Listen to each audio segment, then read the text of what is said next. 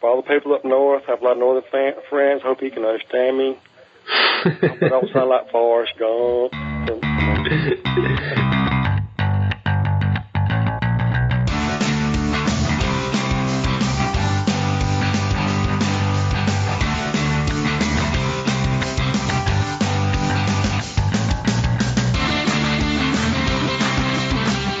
Hey everybody, this is Jason Hamlet, and you are listening to the IHUNT podcast. The IHUNT podcast is dedicated to bringing you guests from all over this great country who share the same passion as you do, the great outdoors, and more precisely, hunting and fishing. Our guests will range from experts to people just like you and me, each of whom will be able to provide us personal insight into the tactics and strategies they use in their neck of the woods. From hooks, hooves, wings, and webs, we will cover it all. As always, subscribe to the show on iTunes, Stitcher, or Google Play. And don't forget to rate and review. That means a lot. Thanks for listening, and let's get to the show.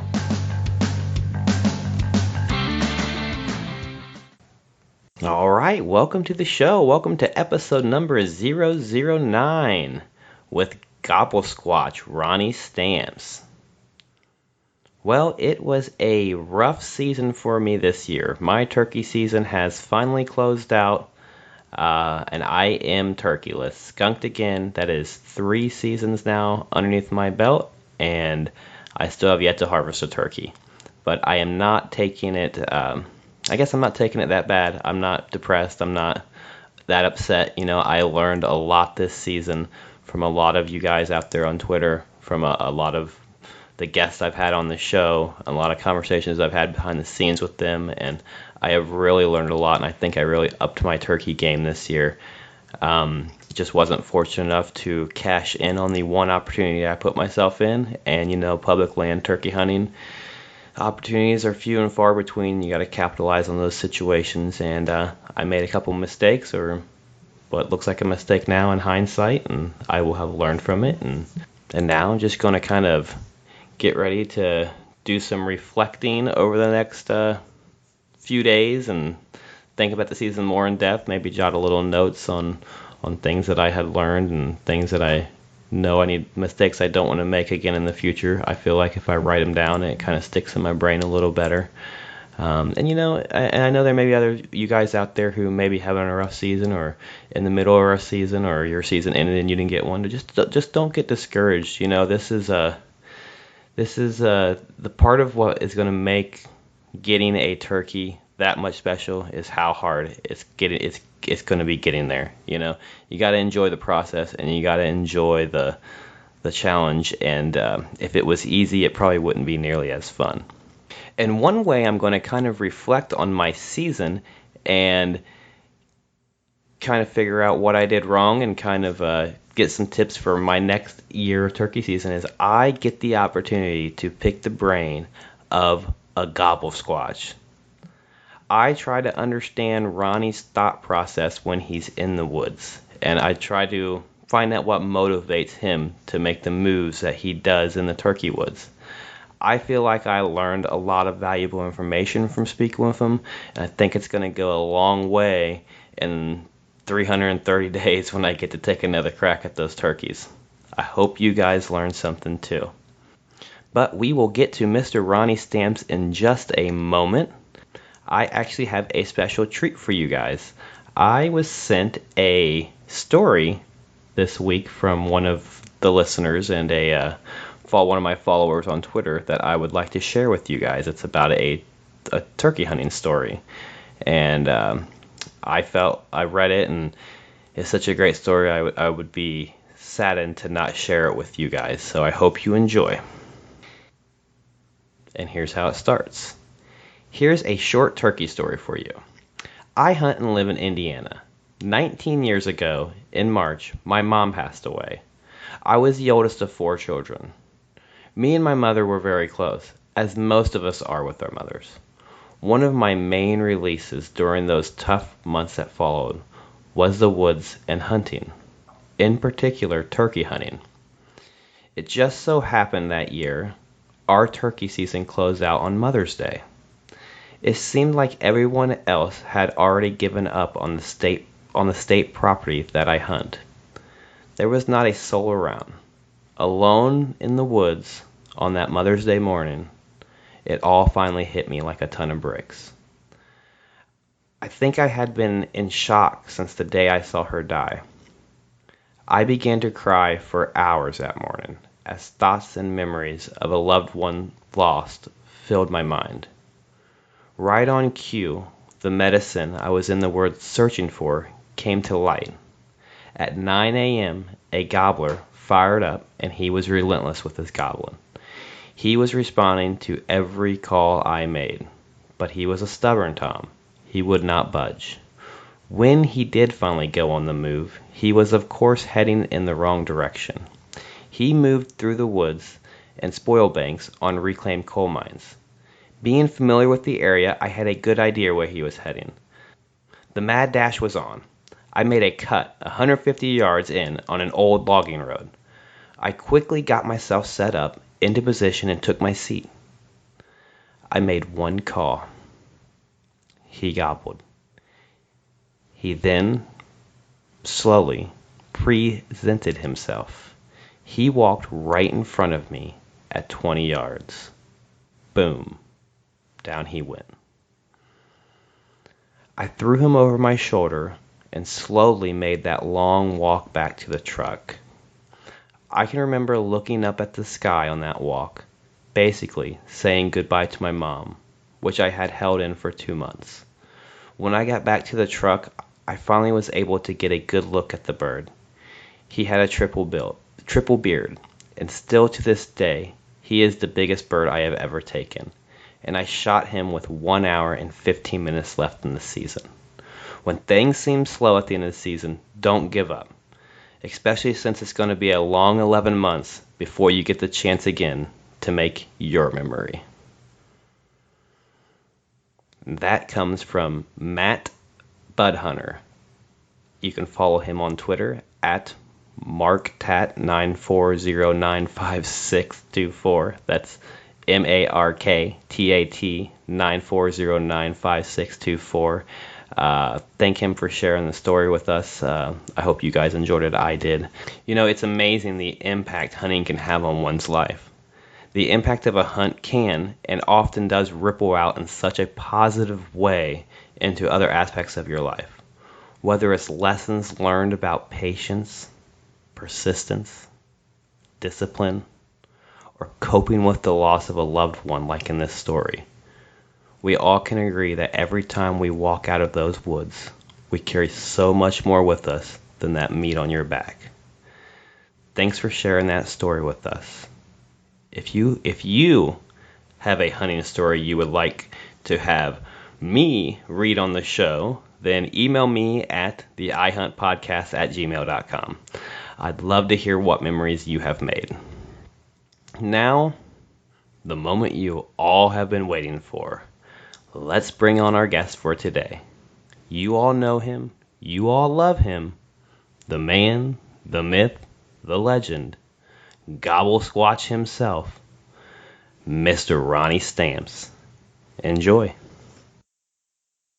I know a lot of you guys are excited about having on the Gobblesquatch, Ronnie Stamps. Ronnie, welcome to the show.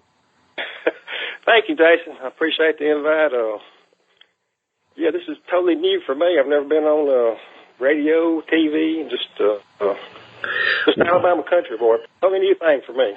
Yeah, it's actually pretty new to me. This is my 9th episode, so okay.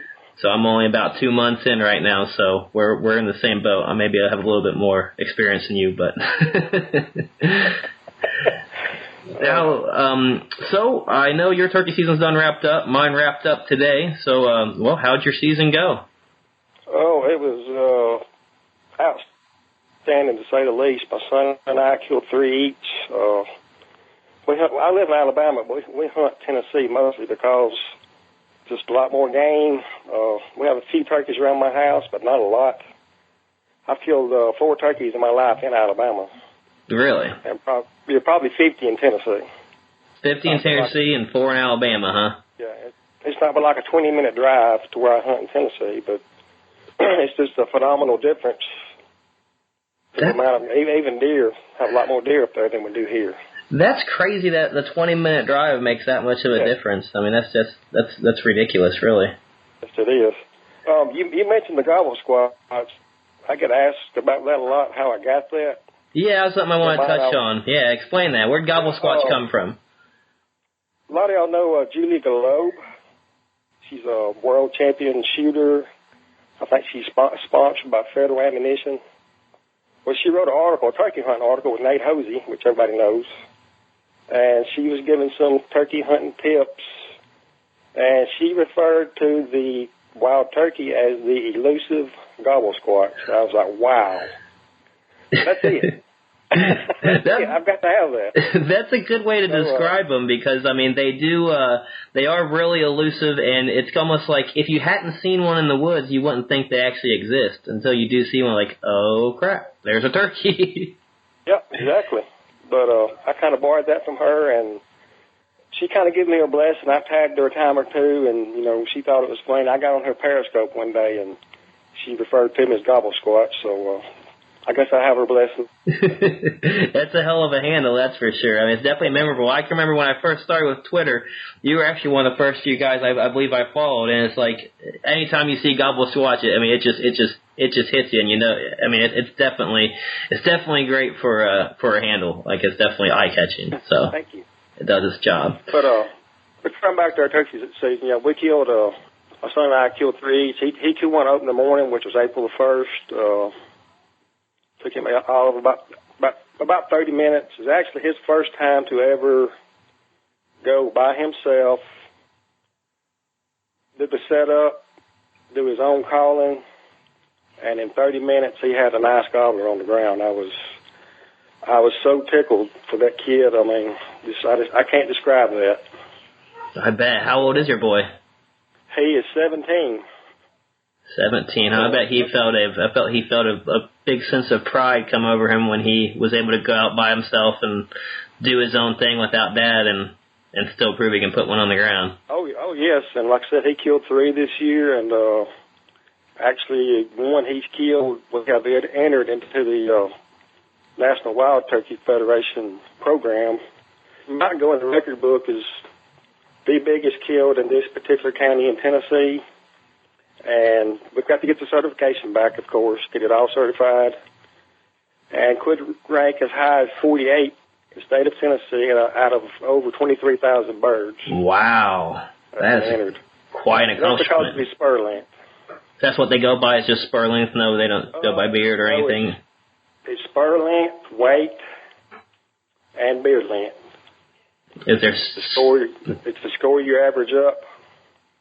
And they have a sheet you have to fill out and mail to them, and it takes 6 to 8 weeks to get it certified. And when we get it back, he should get a certificate and a pen and get his name in the record book, which is, I mean, you just can't. I mean, I can't even explain how that's going to make me feel if that happens for that kid. Oh, that is just awesome. I can only imagine how proud that would make you, and of course I'm sure he's going to be rubbing your nose in it a little bit probably, if he's like I was when I was 17.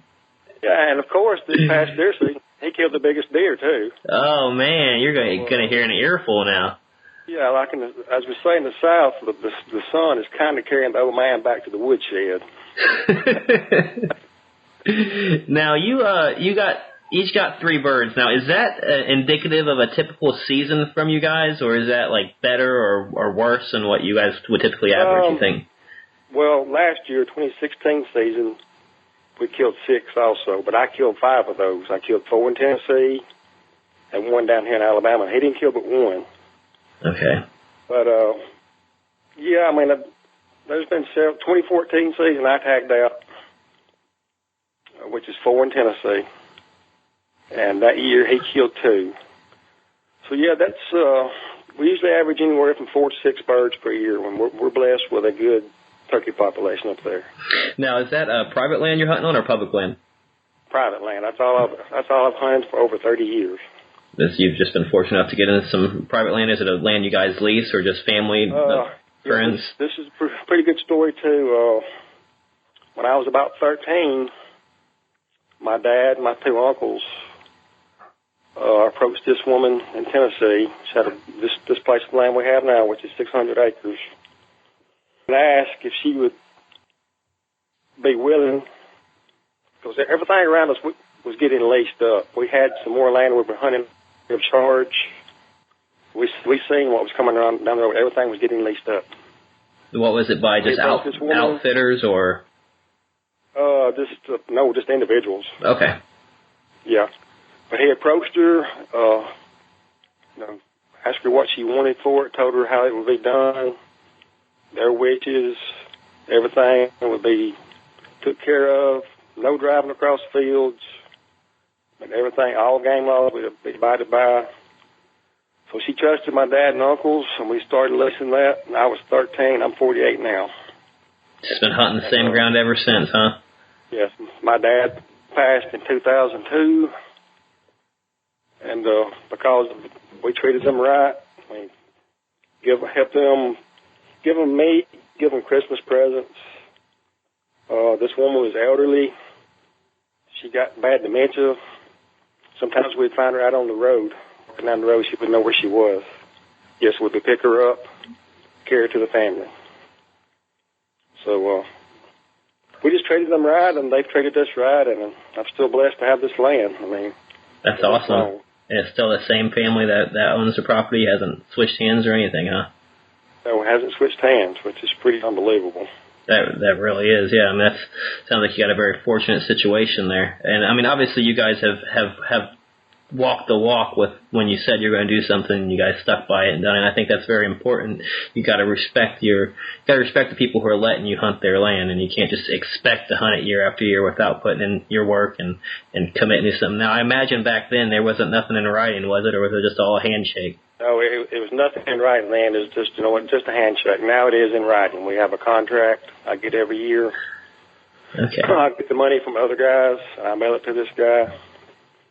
But back then it was just a handshake, That was it. Changed that away, but still, man, believe it or not, we still get it for the same money we did back when I was 13 years old. No crap. That is crazy. No crap. Wow. Yeah. I'm not going to ask you what that price is, but I can only imagine that's your. It's not as much as you think, I guarantee you. Oh, wow.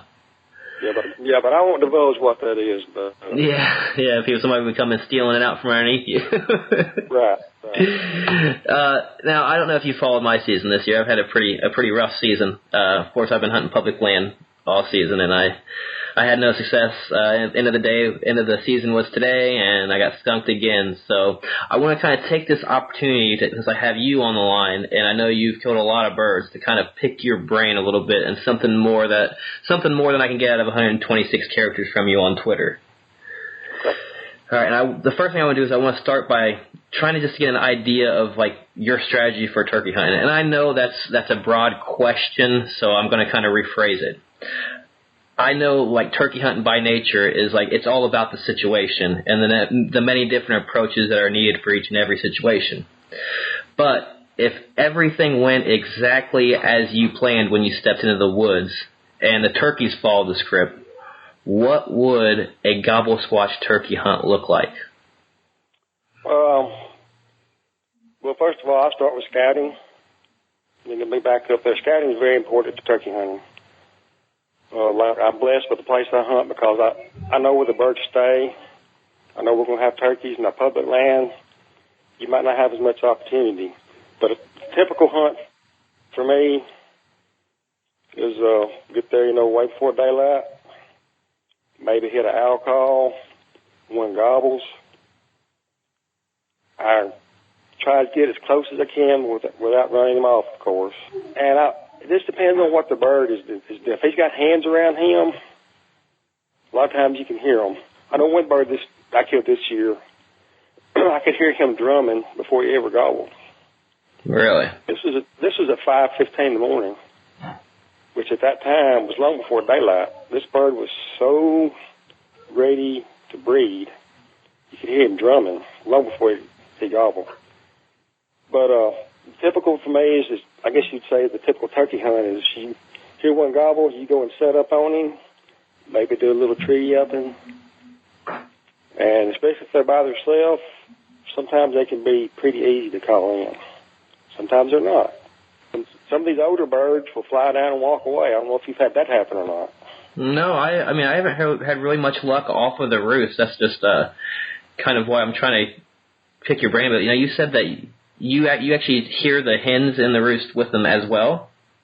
Sometimes the hens, well, they might barely tree you up just a little bit. Okay. It's not typical for the hens to make any noise until you see a little bit of light. Okay, yeah, because I said that gobbler, it was well before daylight. I mean, not even a little bit of daylight showing in the eastern sky. Pitch black. I took a chance this turkey was going to be there because I knew one had been hanging out in the corner of a field, brisked off the edge about 75 yards, and he was drumming. Well, I've never heard one drum that early. Mm-hmm. That's what I'm saying. So if you're hunting, listen for drumming. Our birds this year, especially about midway of the season, they had hens with them. They might gobble 2 or 3 times, fly down, and go to drum. That's all they do is drum. Really? What constitutes a drum? Like maybe I'm new to this. Maybe I should have Googled it or YouTubed it. But I mean, have you ever heard one drum? Have you ever heard one drum in the wild? No, not that I can recall. You know, not that I've heard something that said, "Wow, that's it." Yeah, it's really hard to describe. It's a deep rolling they do with their chest muscles. It's a boom, boom. That's the best way I can explain it. I'm sure there's probably YouTube videos of it. Yeah, they do it with their chest muscles. You have to check it out. I know I've heard people refer to drumming before, and when I was earlier in the season when I got within 5 feet of a turkey, a gobbler, well, 2 of them, I had thought what they were doing was what people considered drumming, but I think it was more they were just making all kinds of noise, clucking and stuff. But It wasn't like anything coming from their chest, and at least from what I heard. So it's probably the most unique sound in nature to me. I can't even describe it. There's nothing else like it. I'll have to definitely look that up so I'm ready next year for what that sounds like. It'd be one of those things that you could probably, if you heard it, you know what it was. No, you would never forget again. All right. Yep, you'd never forget. All right, so if that's your typical hunt, I guess the next thing I want to kind of ask you is what are you carrying into the turkey woods with you? Like what does your vest contain? What's your tools of the trade? I'm what they call a minimal hunter. I don't carry a lot. I might carry a couple of decoys, 2 slate calls, probably 3 diaphragm calls. I'm not a real big box call guy. I don't know why. I've never had a lot of luck with box calls. I've got probably half a dozen. But sometimes I might carry a box call, sometimes I might not. It just depends. But my standbys are 2 slate calls, 3 or 4 diaphragm calls, and a couple of decoys. I keep an owl hooter and a crow call. And that's it. Sounds about like what I got in my vest. You do use decoys though, or is that just kind of scenario? It just depends. I've killed more without decoys than with decoys, I can tell you that. Well, what makes you decide whether you're going to use them or not? The situation, if I'm hunting a field where I feel like some are close by, I will go ahead and set some out. In the woods, I don't like them, particularly because a turkey in the woods can't see as far. And I'd rather have him looking for me, looking for the source of the calling. You know, turkeys, when you're hunting them, they're bad to raise that old head up like a telescope. You know, where is that hen? So in the woods, I just don't like decoys. If I had a choice of hunting with or without decoys, it would be without. Because I've killed a lot more without them. Yeah, I've heard a lot of people say they don't use them in the woods. Like so essentially, you're only throwing the decoys out when they're out. It's out in the open in the field. Like even if you were working the edge of a field in the woods, like 5-10 feet in, you're still not putting up a decoy unless you're out in the field, right? Okay. I'll take my chance without them 9 times out of 10. And I guess when you do use decoys, what kind of setups are you? What kind of setup are you using? I usually use a jake and a hen. I'm not real big on full strut decoys simply because I've seen them scare off inferior gobblers. if you're calling up a bird and he's not the dominant tom, he's been whipped a few times by a dominant tom, and he sees a full strut gobbler, I've seen it end it right there. They hightail to the next county. So and I know you see full strut decoys all over the TV shows, probably all over Twitter. I'm sure they work. I know they work in certain situations, but for inferior birds, what I call satellite gobblers, they will run them off. I've seen it too many times. Yeah, and I'm not one who's too picky on shooting a 2-year-old or a 1-year-old inferior gobbler. I'm not real big on shooting the dominant bird. Now, if I see a strutter, yeah, sure. If I see a strutter running with a inferior bird, sure, I'll try and kill that strutter. But if a satellite tom comes in, turkey's a turkey to me. Yeah. What's the difference, like 23 pounds or 27 pounds, Right, exactly. All right, so I guess the next topic I wanted to kind of go into is a little bit more about, I know we kind of touched on a little bit about your calling. I wanted to kind of pick your brain a little bit, because this is kind of a part that kind of throws me off. Now, you are calling when the toms are firing up on the roost? That's when you kind of start calling, or are you calling before that? Usually when I hear the first gobble, I never call before they gobble. Never. When gobble's in the tree, I'll tree up at him just a little bit, let him know there's a hen over here. When it gets light enough, I'll fly down, you fly down. Just let him know that there's a hen out there. I don't want to really hammer him. What do you mean by tree up on him? A tree yelp is a yelp, but it's a real soft yelp. It's different than a yelp. It's just a real keen, not loud at all. Yeah, look up some YouTube videos on tree yelping. Okay. It's what it is how hens communicate while they're in the tree. And it's just a nice soft yelp in a way, and then is there any clucks or anything added to it, or is it just strictly a yelp? No, it's just strictly a yelp. Just a real light yelp. All right. See, that may be that may be something I've been doing wrong. I've been, going with the soft yelps and stuff when they're on the roost, but I've also been throwing in some soft clucks and putts and that kind of stuff, and that may be throwing a little red flag up to those gobblers. Yeah, I don't really hammer a bird while he's in the tree.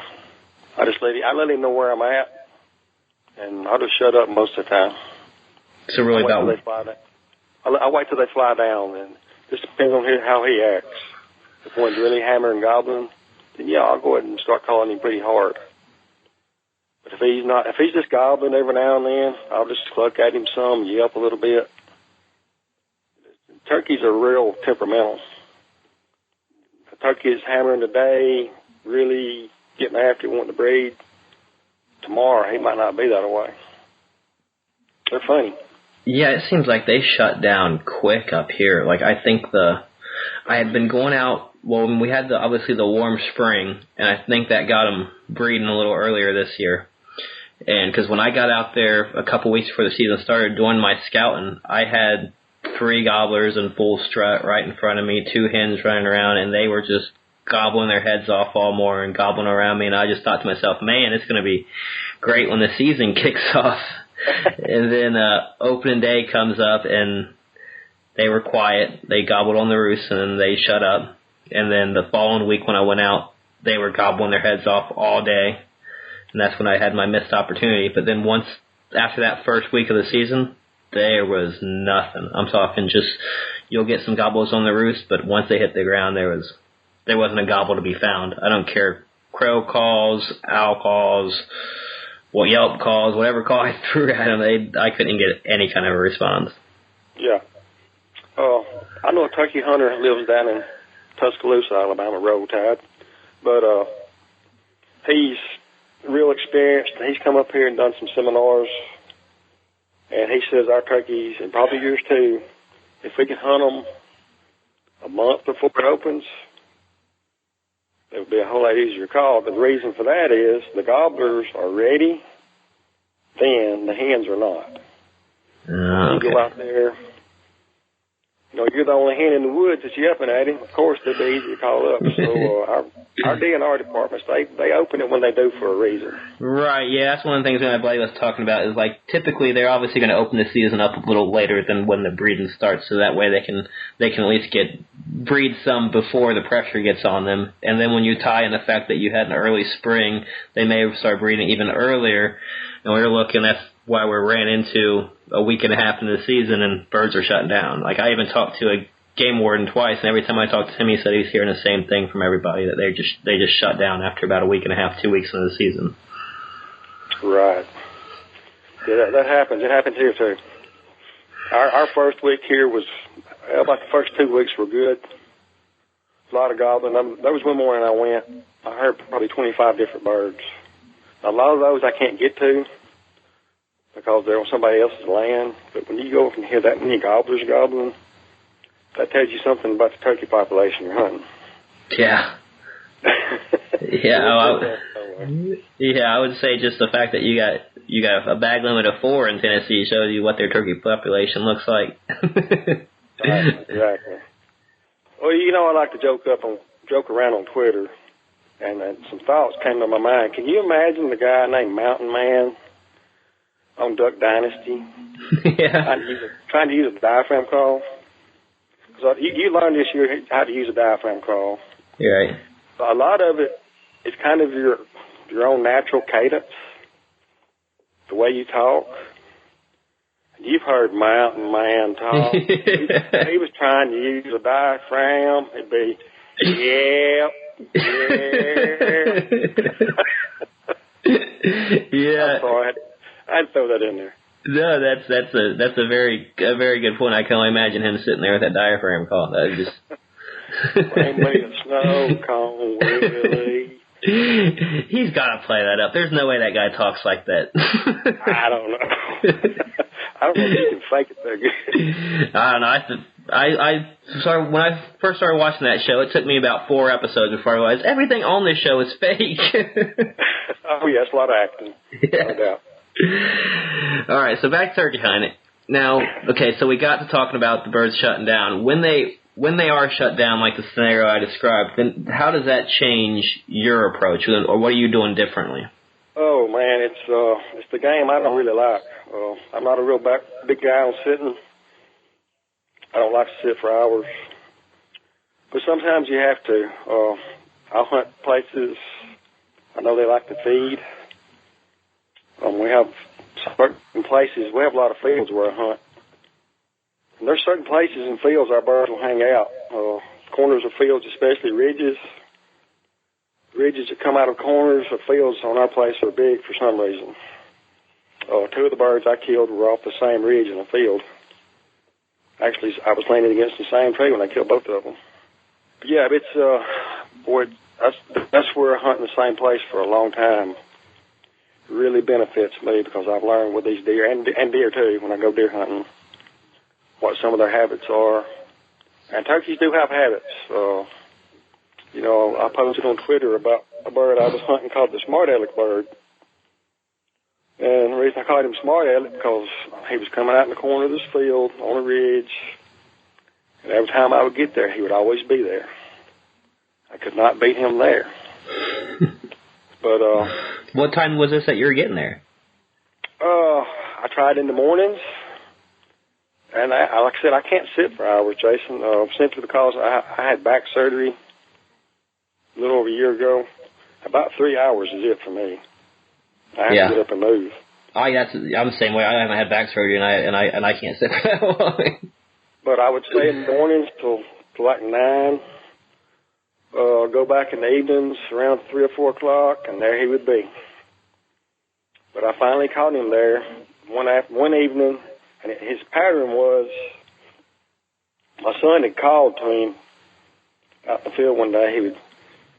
He'd have hands with him, and he'd call to him, he would walk off, carry his hands with him.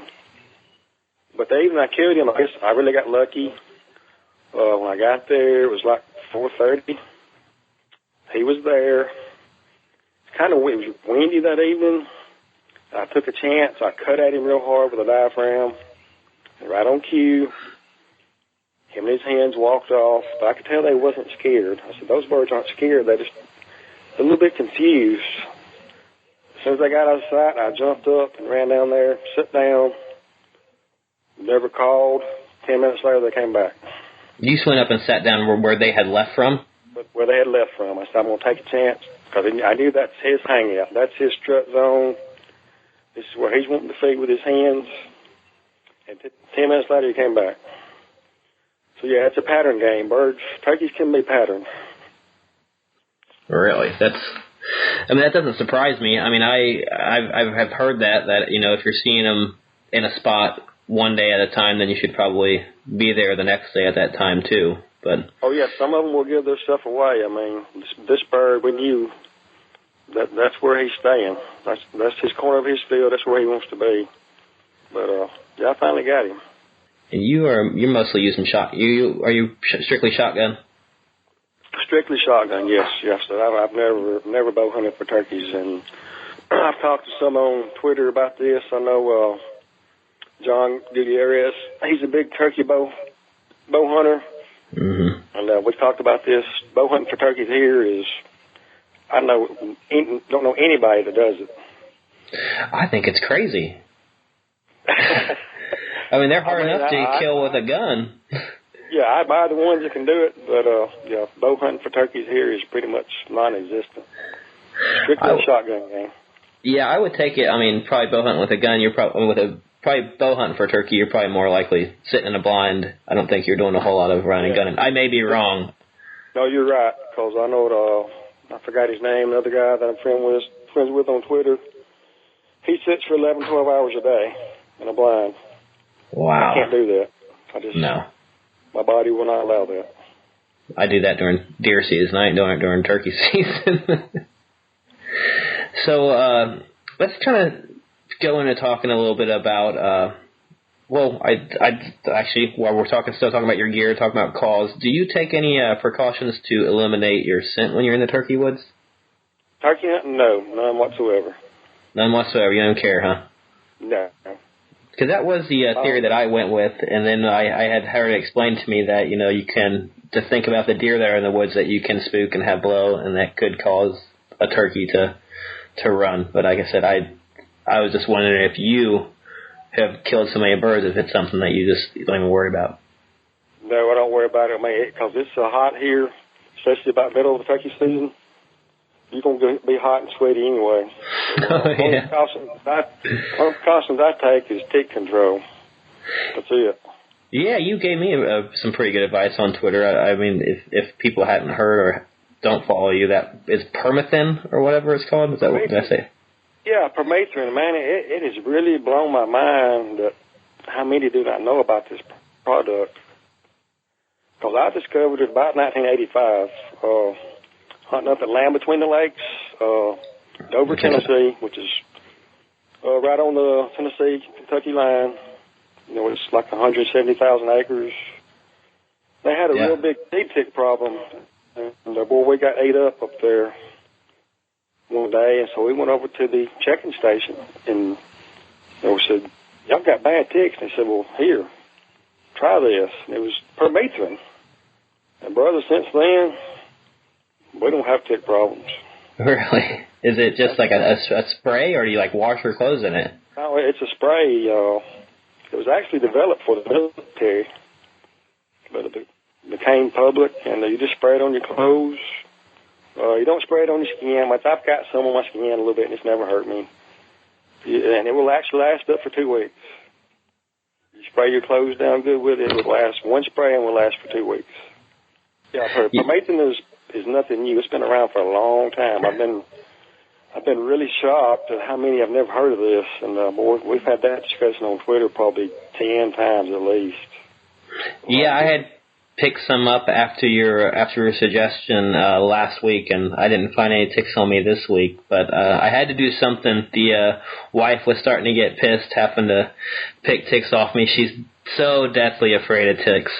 And then I think it was last week I was leaving to go hunting, and I had been keeping my hunting clothes in the garage, obviously, because they may have ticks on them, and I had gotten dressed before I left, and carried my boots out into the living room, and my boy had stuck my boots on. You know, like 3-year-old kids would do. They'll put their daddy's boots on, would walk around the house, and I got him and took off and drove about the 45 minutes to my hunting spot.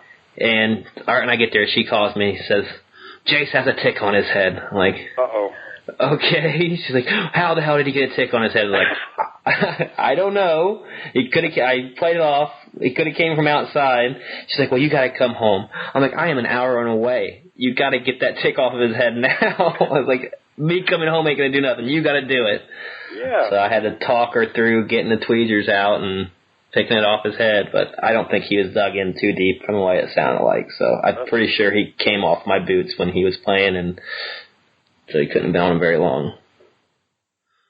Yeah, that Lyme disease, that's scary stuff. I mean, I personally don't know anybody's ever had it, but Lyme disease is a concern.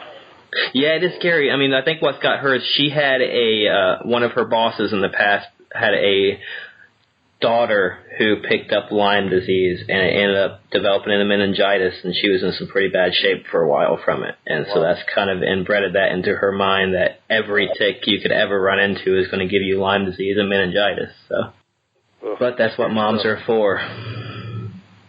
If it was just up to us, then who knows where our kids would be at. That's the truth. Lord bless my daughter if I ever had to fix her hair. She was like something out of a cave.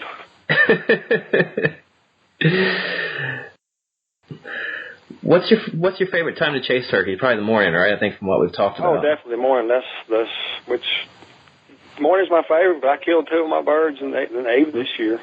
I'd never killed a bird in the evening up to this year. Really? I've tried.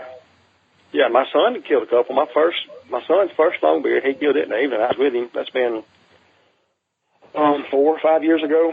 His first longbeard was in the evening. But up to this year, I'd never killed a bird in the evening. I tried, just never had much luck. But yes, definitely my favorite time is the morning because that's when they really gobble. Evening time, I'm seeing now, it's definitely a time that can pay off. Yeah, I would say evening probably falls back into that late season hunting, the same kind of mentality where you're essentially hitting food sources and kind of waiting them out, right? You're not doing much. It's a lot like deer hunting, man. It really is. Yeah. Yeah, it doesn't seem like much fun. That's why I found myself these last 2 weeks questioning what I'm doing out here in these woods, just sitting here and praying a turkey's going to walk by me. But that's what you got to do if you want to get one on the ground late season. Right. Yeah. Persistence. I mean, I'm blessed. I get to hunt a lot because my job allows it. Being a firefighter, I have a lot of time off. Oh, you are a firefighter, huh? Thank you for your service, I guess. Thank you. Appreciate that. But yeah, I'm blessed. I do get to hunt a lot. So a lot of people don't have the time I do, and I mean that makes a difference. How many days did you get out this year? Do you know? Turkey hunting? Oh wow, Jason. See, it's sad because I can count it. I know mine 7. Really? Oh wow, Jason. Let me think here a minute. I probably went 30 times. Wow. Yeah. Yeah. We have a 6-week season. So I guarantee you I went every bit up 30 times.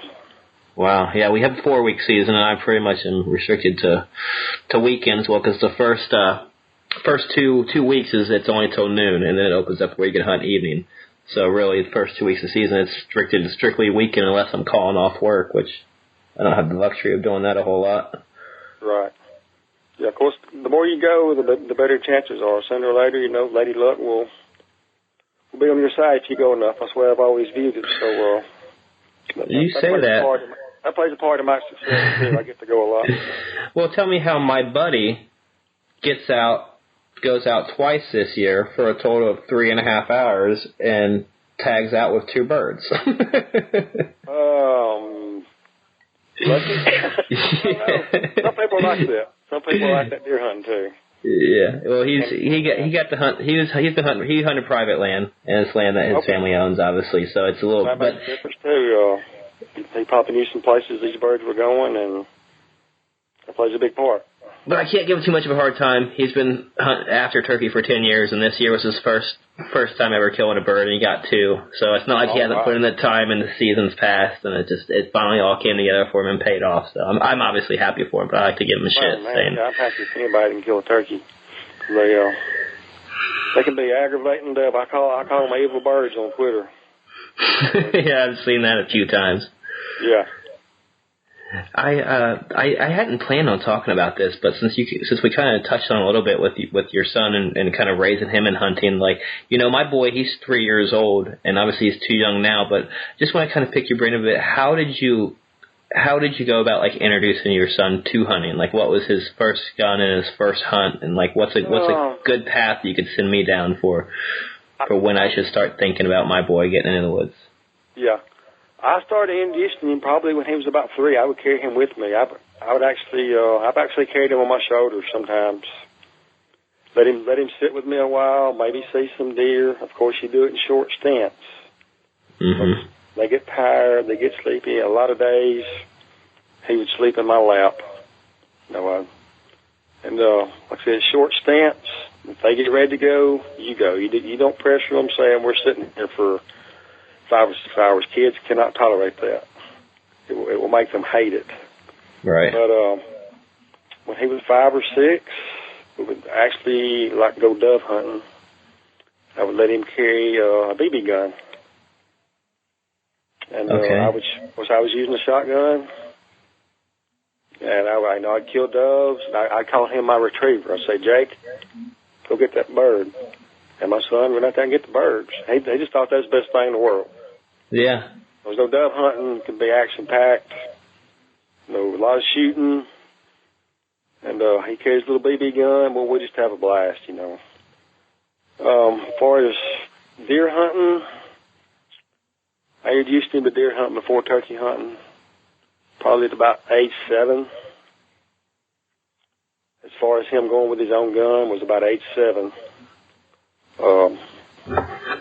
Started him out with a little 7mm 08.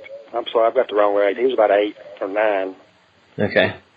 A little 7mm 08, and he didn't do any good his first couple of years. Actually killed his first deer at age 10. I was with him. One of his friends, 5-point. It's hanging on our wall right now. It's just a gradual thing, Jason. You don't make them stay there. Like I said, you got to be patient with them. If they get ready to go, you go. You don't make them stay there.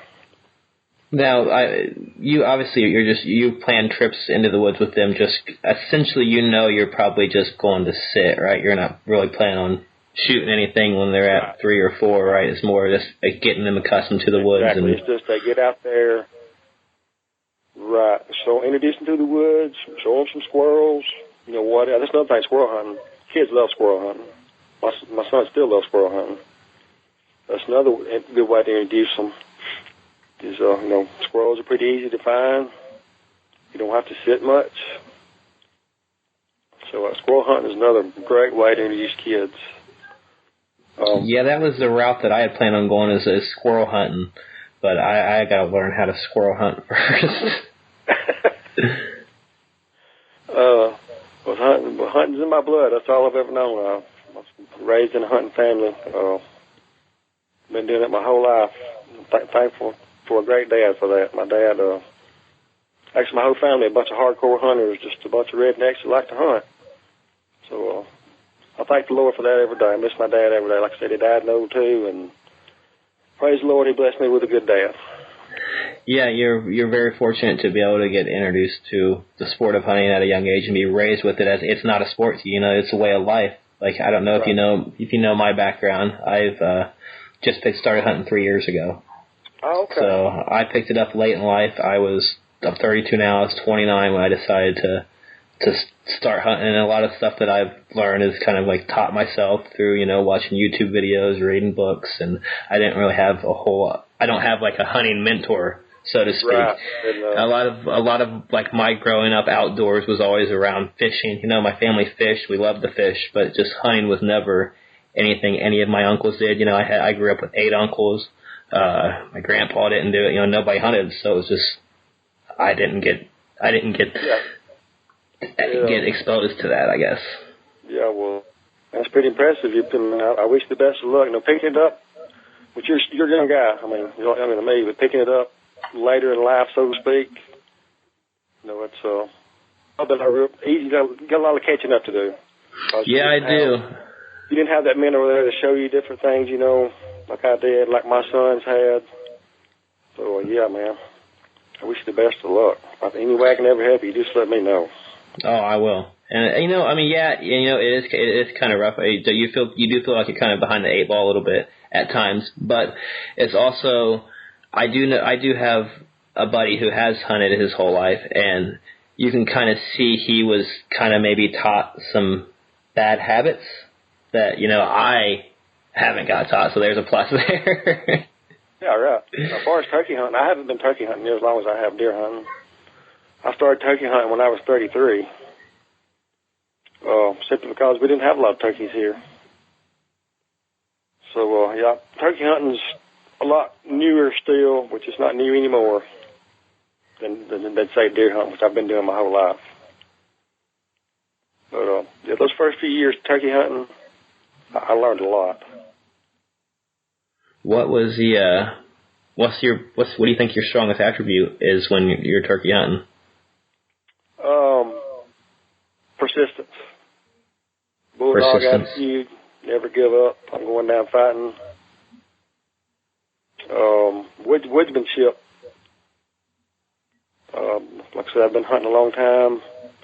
Knowing how to go through the woods without sounding like an armadillo coming through the woods. Kind of cat-like, Indian-like maybe. I don't know if that makes any sense. It makes a lot of sense, yeah. I seem to always find every twig that I possibly can when I'm walking through the woods. Yeah, it's a skill to it.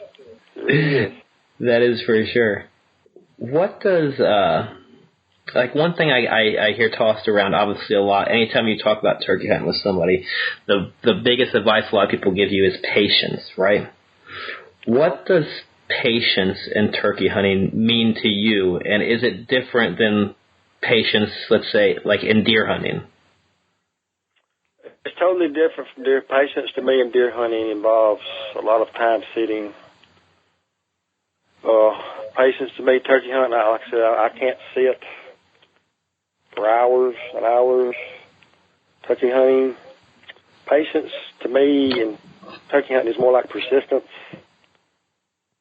Just keep going. Every chance you get, if you don't have an hour and a half to hunt one day, go. If you can't hunt an hour and a half stints, go. The more you get to go, the better your odds come. Sooner or later, maybe luck. The more you get your ass whooped, the closer you are to getting that bird on the ground, right? Yeah, patience for me in turkey hunting is a lot different than what some people see it as. Some people see it as a lot of sitting time, and that's fine. Lots of turkeys killed like that. I mean, don't take me wrong. But for some of us that, maybe have bad backs or whatever, that can't sit for 8 or 10 hours, patience means a totally different thing. Yeah, I kind of feel like patience in the turkey woods it's a much harder discipline, in my opinion, than patience in the deer woods. Because, when I'm deer hunting, I'm hunting in a tree stand, my wind is right, I've done all the research, I've checked all the cams, I pattern the deer to a point that, you feel confident they're going to show up, and that's where you're sitting for the day. You may change stands, from day to day, but you're not really compelled to change stands in the middle of a sit. However, when you're turkey hunting, you can do all the same scouting and have all the same confidence in the spot, but then hear a gobble 400 yards off in another direction. And I think that's when your patience is tested in turkey hunting. And it's like, how do you determine when you're going to move or when you're going to sit, Right. 9 times out of 10, I'm moving. Really? Yeah. If he's 400 yards away, I'm going to him. All right. I'm closing that gap up. I really am. See, yeah, that's where I had my most success. My closest stint of success this year was when I did chase 2 gobbles, and I got myself into a situation where I should have killed a bird, and that's only, like I said, because I moved and I crossed a couple creeks and I belly crawled up into a field and ended up missing a turkey. It's pretty wild. And even deer hunting to me, Jason, I'm not a guy that goes in at daylight and sits till dark. I just can't. And some might have picked up on that back in deer season, because where I hunt, we have no internet. So a lot of my deer hunting usually entails going in at daylight, and I'm a hunt till 10 o'clock guy, and I've got to get down. And I can't do that. And I might stay till 10, come down, come home for a while, eat lunch, and go back 2, 3 o'clock. That involves my deer hunting. I mean, I know I probably don't kill some deer. I could have if I hunted all day, but I mean, no, I think you're. How my back feels is more important than that. I think you're dead on there. I mean, mostly when I'm deer hunting, like it's the exact same way. I'm hunting the morning or I'm hunting the evening. I'm never sitting there through the day. I mean, I think that's just when you're sitting in my opinion, when you're sitting in a stand all day, you're just asking to get made in that stand and that blow that stand for the rest of your season. Like you said, I like to be in the stand for 4 hours, 5 hours, and be done and hit it again in a few days. Yeah, and a lot of people would disagree with us. A lot of people go in at daylight and they stay till dark. Wow, brother, I can't do it. I'm not going to do it. Yeah. I'm not going to do it. Yeah, I've actually got some deer down the ground, so I'll stick with my method and save my ass the heartache. Yeah, I've killed a deer a time a day. Deer a couple hundred, actually. All right, so I have a theory here about turkey hunting. I just wanted to kind of see if you can agree with this theory. I was doing some thinking in the woods today when I was sitting out there. It's the last day of the season. I'm getting poured on rain. I mean, it's just dumping on me, soaking wet, not hearing any gobbles. Nothing seems right, And I'm thinking to myself, what is it about this that draws me to the woods? And I feel like the people who fall in love with turkey hunting are creative people. Because there are so many different calls and approaches for so many different situations. There's so many different layers that can go into what will be a successful hunt in turkey hunting. I mean, sure, you can roost a bird, set up close to him, get him to fly down your direction and get a shot off. But so often that's not the case, and in a way you can find yourself in a one-on-one chess match with a particular tom. So your mind starts playing out all the scenarios and tries to come up with what approach you need on that particular bird. And that's where I feel like the creative mind flourishes, and why I believe people with a certain level of creativity are drawn to it. Like the same type of person that can make a quick fix on like a broken down lawnmower by using some shoestring is the same type of person that I feel like makes a good turkey hunter, and the same type of person I think is going to be drawn to that sport. Correct. They're the MacGyver types. They can save the world with a roll of duct tape and a bobby pin. Yeah, yes, yeah. I know what you're saying, and I agree. Yes, sure do. Yeah, I would be strong. I would be hard if I didn't. I would believe that you've probably fixed some things that in ways that nobody else has probably thought about doing in your life. Sir, we call it redneck ingenuity. Yes. And I think that's what strikes a chord with people when it comes to turkey hunting. It's like it's so much different than any other type of hunting, in my opinion. I've heard elk are the same, but I've never had the luxury of chasing an elk. So I've elk hunted one time, and of course it was after the rut. I didn't do any good, but yeah, turkey hunting it's totally different. It can really get in your blood for two reasons. One, I've seen turkeys be really easy to kill. I've seen some that were really hard to kill. So it's never dull. I guess that's kind of what drew me to it. It was kind of action-packed. Totally different than deer hunting to me. Well, it is for me. Like I said, I don't sit for hours. If turkeys never gobbled, I would never hunt them. Yeah, exactly right. Yeah. If they did not gobble, if they didn't gobble, strut, drum, what we call the big show, I would never hunt them, I promise. Because I like the action of it. I agree. I mean, if I had went 3 years of deer hunting and never seen a deer, I'd probably be done deer hunting. Just like, right. But I've been 3 years turkey hunting and never shot a turkey. Granted, I've seen a couple, but if it wasn't for, like you said, that gobbling, that's what keeps you coming out. It's like that. I don't know if you golf, but it's like, I suck at golf, but every now and then I'll have a perfect shot, and that one shot in those 18 holes is what makes you come back the next time. Exactly. Yeah, I'm not a golfer. I've golfed one time in my life, and I was just terrible, so I gave that up. Yeah, I don't think golfing is really for the MacGyver mind. All right, well, we're approaching an hour here now, so I'll try to keep it around about an hour. So we're going to try to wrap things up here for you, and just now that turkey season's over with, what's going to take up Gobblesquatch's time now? I will do some fishing. My son and I are going to Arkansas next month to fish with Barry James, which I hope you know on Twitter. If you don't, you need to follow. I don't know. I have to check to see if I'm following him. Yes, he invited us to come to Paragould, Arkansas to go rainbow trout fishing for 3 days. We're going to camp in just a beautiful atmosphere and cook them right there in the great outdoors. That's going to be somewhere around June the 8th where we'll go up there and fish with Barry. Is that fly fishing? I don't know. I've never rainbow trout fished. Okay. Yeah, neither have I. Totally new to me. Yeah, I don't picture you as for some reason I don't picture you on a small stream casting a fly rod. For some reason that doesn't match up in my head. I mean, I fished my whole life. I have my own boat, but this trout fishing will be new to me. Yeah, it'll be fun. It's always great to learn new things. That's what keeps your mind going, is picking up something that you're going to suck at probably and learning how to be good at. Yeah, and a lot of summer I will spend checking trail cameras for deer.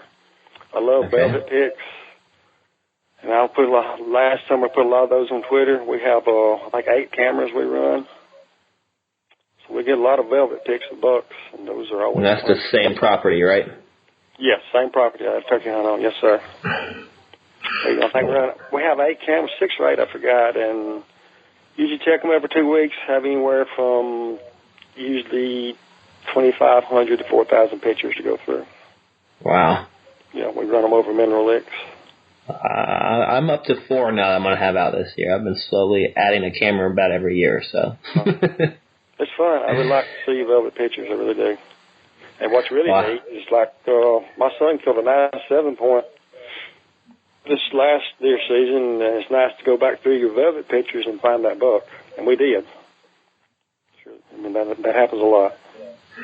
Yeah, it's a buck's always better when you got a little bit of history of it, and you got those trail camera pictures of them. And I made a collage actually that I kind of hung of the deer that I shot with the trail camera pictures I had, and the pictures of them in the woods, and the pictures of my mount. And I think it tells the whole story to the hunt. And sure, boy. I'm glad you mentioned that, because Lindsay Persisco on Twitter. Mm-hmm. She posted one of the best tweets the other day about I never forgot what she cooked. I think some elk, moose. I never forgot. But there's a story there with every time we cook some wild game. We can look back at all the scouting we've done, all the trail camera pictures leading up to the actual harvesting of this animal, processing it. So, and Lindsay said it's a personal experience, and it really is. It's a personal experience before you ever cook the animals. And I commented on it. I thought that was a really great post she made. So I want to mention that. I thought it was really cool. Yeah, I mean, there is a story behind it. Like, I mean, I've shared this before, but I don't know if you've heard it. I can, obviously, since I've been hunting for 3 years, 2 years ago when I shot my first deer, and, was kind of unsure, how this whole process was going to go as far as, like, my feelings on it, because you still question myself as a hunter. And I shot that first deer, and, you know, I did the field dressing myself.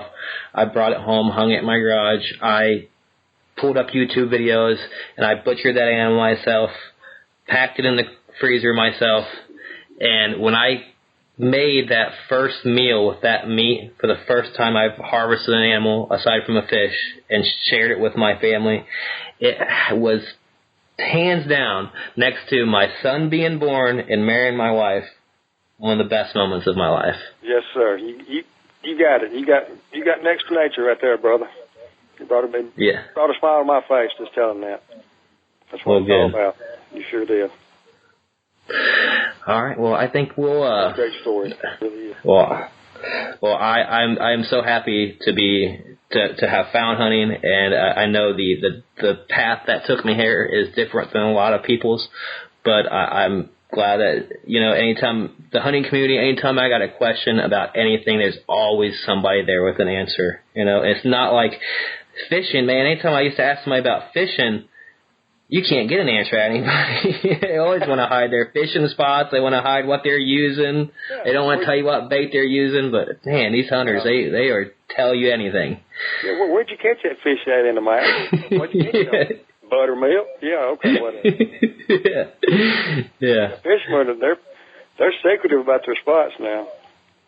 Yeah, it's like pulling teeth. I've been trying to get somebody to come on to talk about some muskie fishing, because I'm trying to get out to do some muskie fishing this year, and man, it's like pulling teeth to get one of them to come on and talk. Oh, yeah, it really is. It's like, I ain't going to come fish your backyard.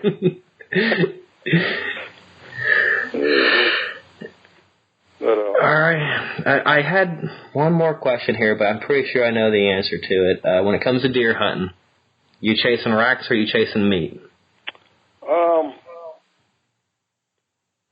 Wow, that's a hard question, Jason. I guess now it's because we have a $2 limit. We're chasing racks as far as bucks. What do you mean by a $2 limit? The state of Tennessee has a $2 limit for the entire deer season. That's it. You get $2 starting from bow season all the way through gun season. And no does with that? Or? No, I mean no does. You kill all the does you want to. The county I hunt in Tennessee has a three doe a day limit. What? You heard that right. Yes, sir. Holy crap. A day with a gun, with a rifle. Wow. Simply how long's your rifle season? Starts the weekend before Thanksgiving and runs to usually anywhere from January the 7th, January 10th. What? Oh, my God. Yeah. Google it sometime. Unit L in the state of Tennessee. It's about, I don't know, Jason, probably 25, 30 counties that have a 3 doe a day limit with a gun. Wow. So it ain't nothing for so really, when you want the meat, it ain't nothing for you to put meat on the ground. I can kill one every time I go if I wanted to. Okay. Well, that makes sense, because the way they do it here in Ohio is I have you get a 4 deer for the entire state limit, and each county is different. Some counties will be 2, some counties will be 4 for the entire county, but it's still only $1 statewide that you're allowed. Oh, wow. So you could kill 1 buck and 3 antlerless would be tagging out in Ohio. Of course, I post pictures on Twitter of a lot of deer. And a lot of them I'm in my truck riding down the road, just simply because it's nothing to look out your truck and one of them be 5 or 6 here, 2 or 3 there, or 2 or 3 run across the road in front of you. I've actually hit 3 or 4. Had one year before last jumped into the side of my truck. So there's a lot of deer and a lot of turkeys too. Man, it sounds like you got Garden of Eden. It sounds like I need to get a out of state license for down there. It's pricey. It's pricey. It is. All right, well, Ronnie, like I said, we're about an hour. Time flew by. I really enjoyed talking with you. Doesn't seem like it was an hour, that's for sure. I hope people get some value information out of this and they find out a little bit more about who you are. They can follow, obviously they know, if they don't follow you on Twitter, which is probably rare, they can follow you at Stamps_Ronnie. And you got any final thoughts for the public? For one thing, I just appreciate the invite. I'm humbled, flattered that you invited me. Like I said, this is my first experience, and For all the people up north, I have a lot of northern friends. Hope you can understand me. Hope I don't sound like Forrest Gump. Yeah, you did great. It sounds good.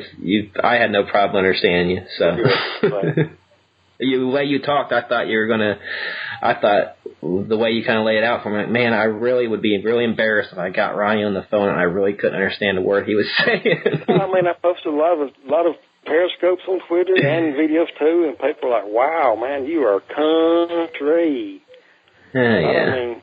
Maybe I'm not. Maybe to them I am, but maybe to you, I don't know. I can't explain it. I'm just country. We're all south to somebody. I live in a cave country. We're all southern to somebody. Yeah. All right, Ronnie. Well, you take care. We'll definitely have to do this again, maybe in a few months before deer season or something. I would love to have you back on. Sounds great, brother. Appreciate the invite. Have a good time. All right. Thanks again. You take care and good luck. Good luck out there fishing. All right. Thank you. Thank you. Bye. Bye-bye. All right, guys, that's it. That's the end of the show. Thanks for listening. Hope you enjoyed it. And if you are still listening to me talk right now at an hour and 20 minutes into this podcast, and that means you must like it.